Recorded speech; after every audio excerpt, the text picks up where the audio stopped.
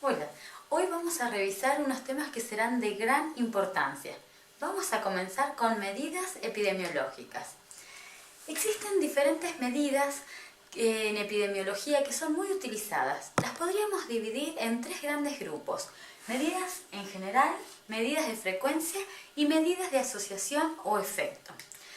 Dentro de las medidas generales hay tres que son las más utilizadas: proporciones, tasas y razones.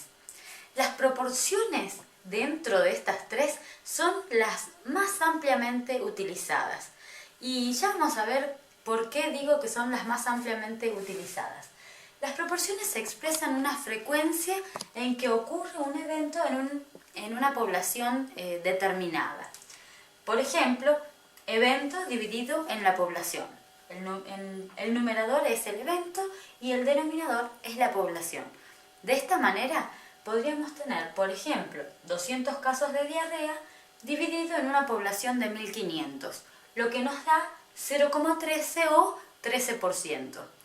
Esto que cotidianamente lo hacemos es una proporción, y las proporciones podemos expresarlas en porcentajes.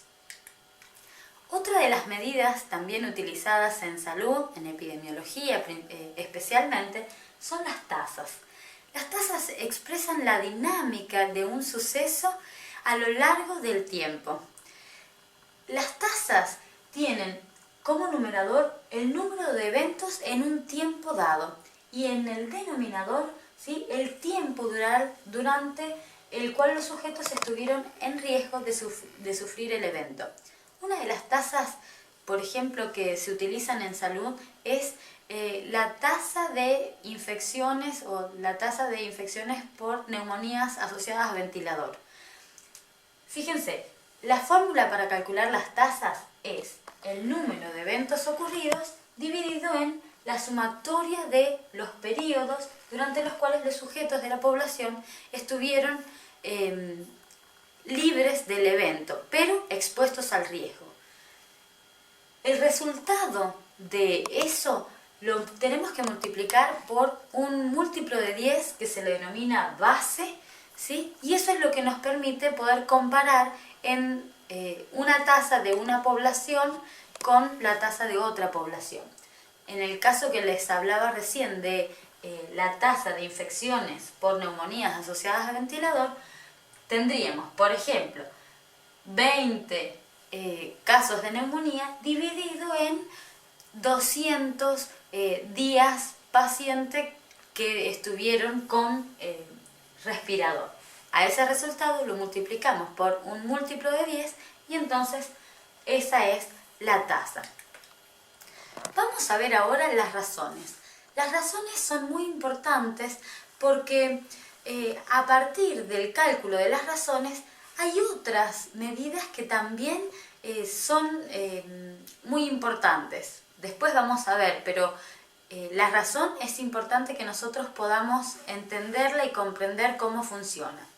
A diferencia de la proporción, la razón tiene dos eventos diferentes en numerador y en denominador. Por ejemplo, podemos ver acá la razón entre 400 hombres y 500 mujeres. Fíjense que el numerador no está incluido en el denominador, ¿sí?, sino que son dos eventos diferentes. El resultado en este caso es 0,8. Y acá una cuestión muy importante: el resultado de las razones nunca se expresa en porcentaje. ¿Cómo lo vamos a expresar entonces?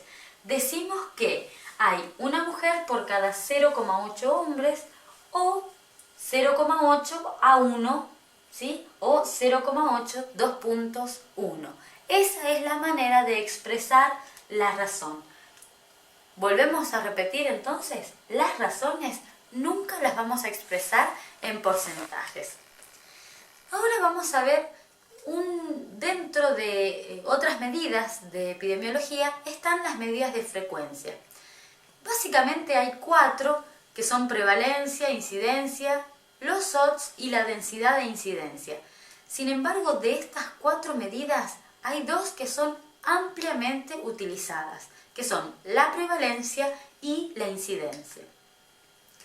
La prevalencia es una medida, es una proporción, ¿sí? Entonces aplica lo mismo que la proporción. Fíjense, describe lo que hay, es independiente del tiempo. Y entonces la fórmula para la prevalencia es número de casos dividido en el total de la población. ¿Se acuerdan el ejemplo que hicimos hace un ratito? Dijimos el número de enfermos dividido en el total de la población.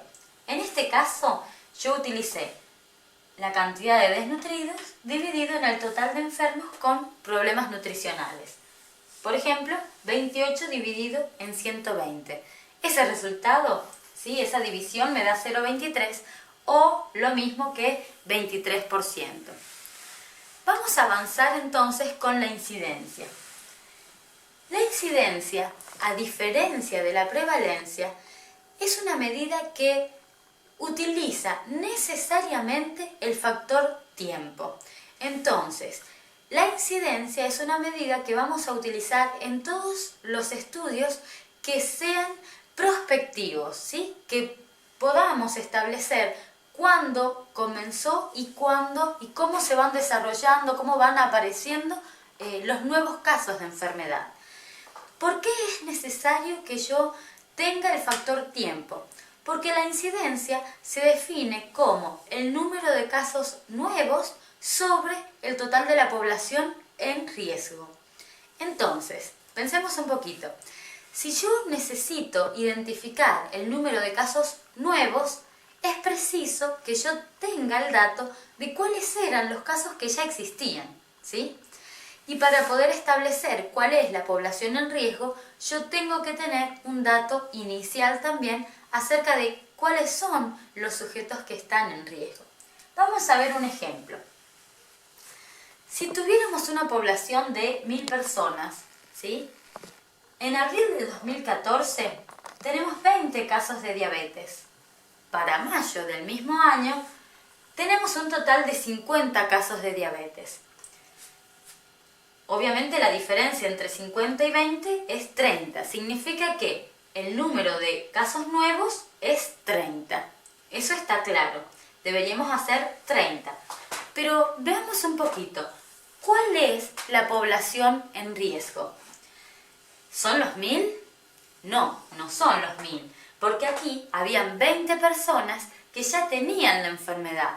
Entonces, a los 1000 vamos a restar 20, es decir, 980. ¿Cómo vamos a calcular entonces la incidencia? 30, que son el número de casos nuevos, dividido en la población en riesgo, dividido en 980. Eso me da 0,03 o lo mismo a 3%.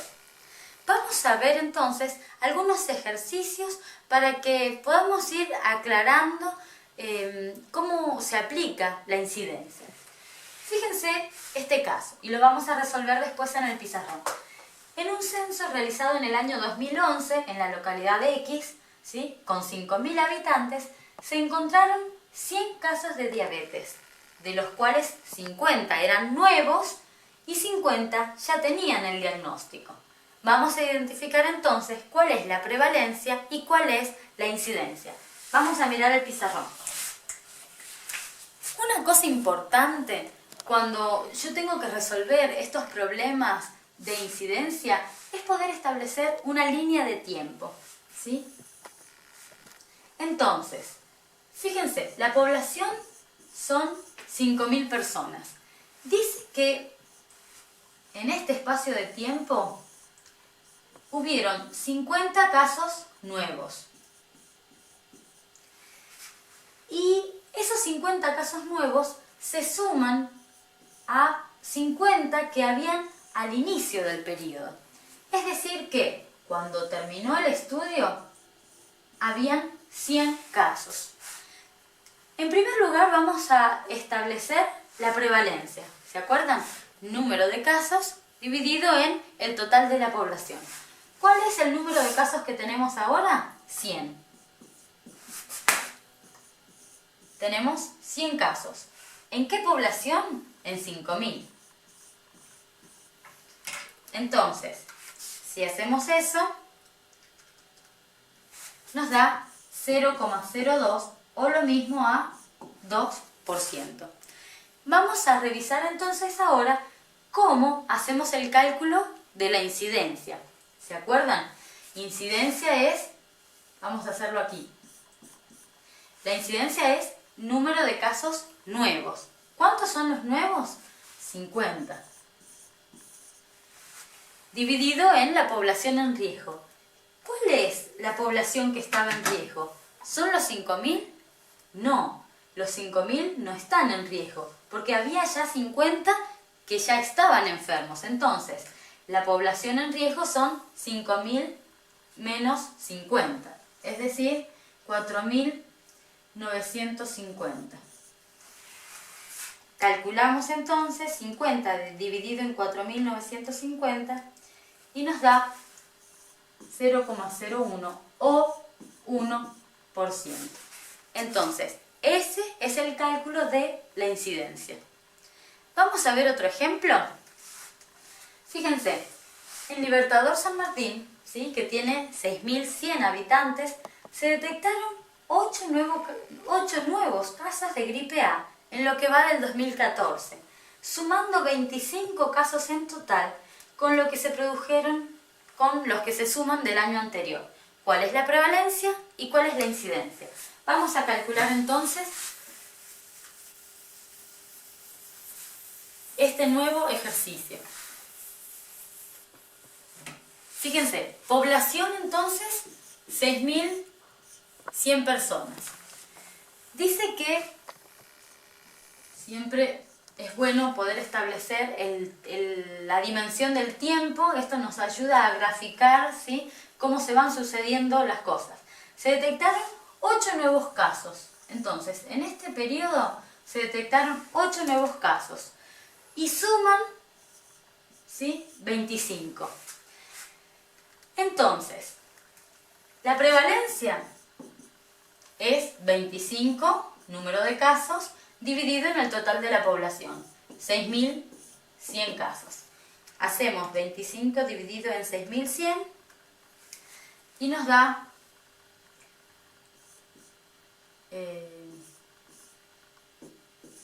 ¿sí? Entonces, ¿cuál es la incidencia? ¿Se acuerdan? La incidencia era número de casos nuevos. ¿Cuáles son los nuevos? 8. Eso es claro. Pero sobre la población en riesgo, ¿cuántos eran la población en riesgo? Tenemos que hacer 25 menos 8. ¿Sí? Entonces, a 6.100 le restamos los 17. Da 6.083. Hacemos 8 dividido en 6.083 y eso nos da el resultado. Es 0,3, así que 1, 2, 3. Acá. Ahí estamos. ¿Sí? Vamos entonces, espero que los ejercicios hayan sido claros. Vamos a pasar entonces a un siguiente tema, que son las medidas de efecto. ¿Se acuerdan que yo les decía que las tasas, las proporciones y las razones eran la base para otras medidas? Bueno, ahora vamos a ver un ejemplo de eso. Las medidas de efecto tratan de determinar, y son las medidas que se utilizan en epidemiología para determinar la asociación entre las variables, ¿sí? Nosotros hasta ahora estábamos viendo solamente el análisis de una variable, por ejemplo, enfermedad, diabetes, ¿sí?, el número de casos de neumonía, pero solo una enfermedad. Las medidas de efecto asocian, ¿sí? Es el primer paso en epidemiología para asociar variables. Hay 3 medidas dentro de las medidas de efecto que se utilizan: el OR, el odds ratio, el riesgo relativo y la proporción o la razón de prevalencias. Dentro de estas, nosotros vamos a repasar el riesgo relativo, ¿sí?, que es una de las medidas básicas porque se basa en el cálculo de la incidencia. Si el riesgo relativo se basa en el cálculo de la incidencia, significa que, así como para el cálculo de la incidencia, necesitamos el factor tiempo. Es decir que el riesgo relativo lo vamos a poder utilizar en estudios de cohorte o investigaciones clínicas experimentales, ¿sí? El cálculo del riesgo relativo surge a partir de una tabla de 2×2, ¿sí? Decimos de 2×2 porque tenemos dos opciones para los expuestos y dos opciones también para los enfermos. El cálculo del riesgo relativo, la fórmula del riesgo relativo, se define como la incidencia de los expuestos dividido en la incidencia de los no expuestos. Vamos a analizar un poco la tabla. Dentro de los expuestos, estos, ¿sí? Estos son los que estuvieron expuestos, estos son los que recibieron la exposición. Dentro de estos expuestos, entonces, 73 sí se enfermaron y 41 no se enfermaron. ¿Cuántos en total habían estado expuestos? 114. Es decir que si nosotros quisiéramos calcular la incidencia de los expuestos, deberíamos hacer 73 dividido en 114. ¿Se acuerdan? La incidencia se definía como el número de casos nuevos dividido en la población en riesgo. Estos estaban en riesgo y finalmente estos son los que se enfermaron. ¿Cuál es entonces la incidencia de los no expuestos? Es 52, ¿sí? Estos no estuvieron expuestos, sobre un total de 126. 52 dividido en 126. Antes de ver el resultado, ¿sí? Cómo lo resolvemos, vamos a presentar ahora cómo se interpretan los resultados. Cuando el resultado es mayor a 1, decimos que hubo más riesgo en el grupo que estuvo expuesto que en el grupo que no estuvo expuesto. Cuando el riesgo o cuando el resultado es menor a 1, decimos que hubo menos riesgo en los expuestos que en el grupo de los no expuestos. Y entonces, cuando el resultado es igual a 1, hay similar riesgo, hay igual riesgo en ambos grupos. Vamos a resolver entonces el caso que teníamos en la diapositiva anterior. Dijimos que el riesgo relativo se definía como la incidencia de los expuestos, ¿sí? Dividido en la incidencia de los no expuestos. Sería 73 dividido en 114, ¿sí? Dividido en 52 dividido 126. Si hacemos 73 dividido 114 nos va a dar 0,64. Y si hacemos 52 dividido en 126 nos da 0,41.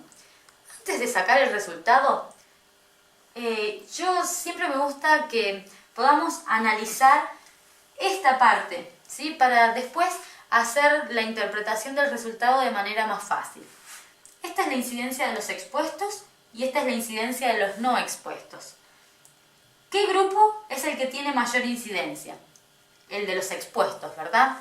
Entonces ya eso nos va dando un sentido a la interpretación. Fíjense, el resultado es 1,56.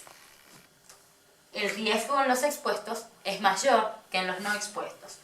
¿Cómo lo interpretamos? Podemos decir que los expuestos al tabaco, ¿sí? En este caso, tienen 56% más de riesgo de cáncer que los que no estuvieron expuestos. Fíjense, todo lo que es superior a 1 es exceso de riesgo, ¿sí? Por eso yo acá pongo el 56% más de riesgo de cáncer. Les voy a dejar algunas otras lecturas que podemos llegar a utilizar, ¿sí? Que pueden ser de gran utilidad para ustedes. Cuando el resultado del riesgo relativo es menor a 1, por ejemplo 0,75, podemos decir que por cada evento en el grupo control se registraron 0,75 en el grupo expuesto, ¿sí?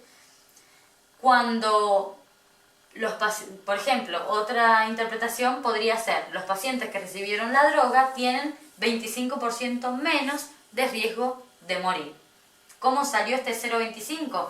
1 menos 0,75, y entonces a eso lo pasé a porcentaje, ¿sí?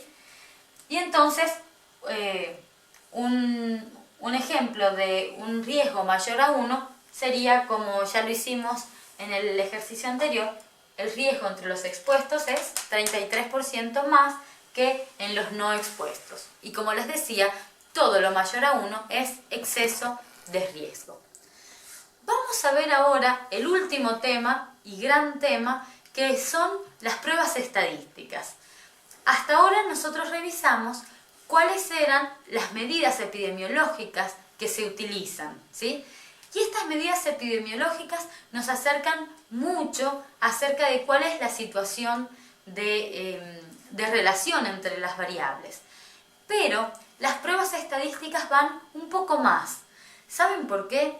Porque con las pruebas estadísticas nosotros podemos saber si ese resultado que obtenemos es realmente significativo, si se dará siempre de la misma manera o es producto del azar. Por eso utilizamos las pruebas estadísticas. ¿Qué opciones? Por supuesto que pruebas estadísticas hay un gran grupo de pruebas, pero vamos a presentar aquellas que son más utilizadas, ¿sí? Por supuesto que hay otros temas que ustedes seguramente deben haber revisado antes, como el significado del valor de P, ¿sí? ¿Qué es significancia estadística? ¿Qué es distribución normal? ¿Sí? Pero vamos a avanzar para que ustedes tengan un pantallazo acerca de cuáles son las pruebas y cuándo utilizamos cada una de ellas. La más utilizada, por lejos, es la prueba de chi cuadrado de Pearson. ¿Cuándo la vamos a utilizar? Cuando tenemos dos variables que son cualitativas. Por ejemplo, fíjense, la asociación entre el tabaquismo, fuma o no fuma, y el cáncer, con cáncer y sin cáncer. Fíjense que la prueba de chi cuadrado, que funciona para variables cualitativas, funciona también mejor para las variables que son cualitativas y de dos opciones, cualitativas dicotómicas. Pero por supuesto que nosotros en estadística y cuando planteamos un trabajo de investigación, no siempre tenemos variables cualitativas en estudio. Podemos también tener variables que sean cuantitativas. Entonces, cuando tenemos dos variables cuantitativas, lo que nosotros vamos a estudiar es la relación entre estas variables. Y lo vamos a hacer a través de la prueba de correlación de Pearson. Un ejemplo de la utilización de esa prueba sería la relación entre valores de colesterol y valores de tensión arterial. Estas dos son las pruebas más básicas, ¿sí? Y en general podemos utilizarlas mucho más, ¿sí? Pero por supuesto que a veces en investigación tenemos multiplicidad de situaciones y no todas las variables son o ambas cualitativas o ambas cuantitativas. Por eso también hay otras pruebas que pueden ser de gran utilidad. Si nosotros quisiéramos evaluar la diferencia entre el promedio de dos grupos, ¿sí? Tendríamos de esa manera una variable que es cualitativa y una variable que es cuantitativa.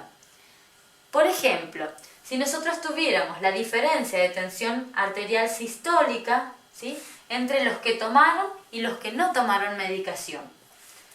Tensión arterial es una de las variables, es la variable, sería en este caso dependiente, es cuantitativa, y los que tomaron o no tomaron medicación es una variable cualitativa, tiene dos categorías. Entonces podemos hacer la prueba T para muestras independientes. ¿Qué pasa cuando yo tengo una variable que es cualitativa, otra que es cuantitativa, pero la cualitativa tiene más de dos categorías? Entonces lo que nosotros tenemos que hacer es la prueba de ANOVA o análisis de varianza. Fijémonos en este ejemplo.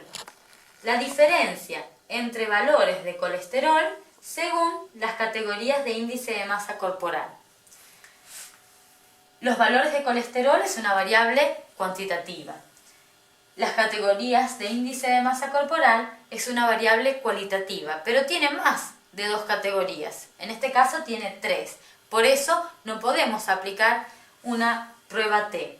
Tenemos que aplicar ANOVA. Finalmente, la última prueba que vamos a presentar ahora es la prueba T para muestras relacionadas.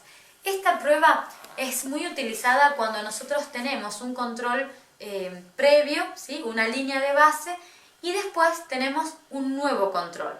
Para eso, lo que nosotros quisiéramos hacer es comparar el promedio, ¿sí? De la variable, cómo está antes y cómo está después.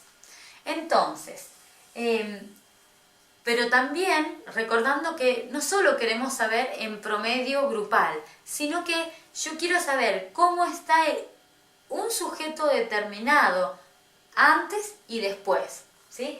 Por eso entonces aplicamos prueba T para muestras relacionadas. El ejemplo que yo coloqué acá es la diferencia de tensión arterial antes y después de una intervención, ¿sí? A nosotros nos interesa conocer la diferencia grupal en la tensión arterial, pero considerando también el valor que tiene cada uno de los sujetos en mi investigación.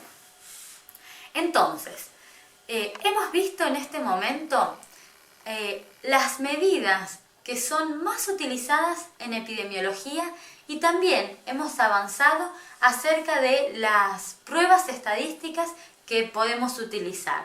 Sin duda esto es un resumen, un condensado, es un tema muy amplio que los animo a que puedan estudiarlo porque realmente es de gran ayuda y es una de las piezas claves que necesitamos cuando hacemos investigación. Les deseo éxito en la tarea y que puedan seguir formándose, porque la investigación es apasionante.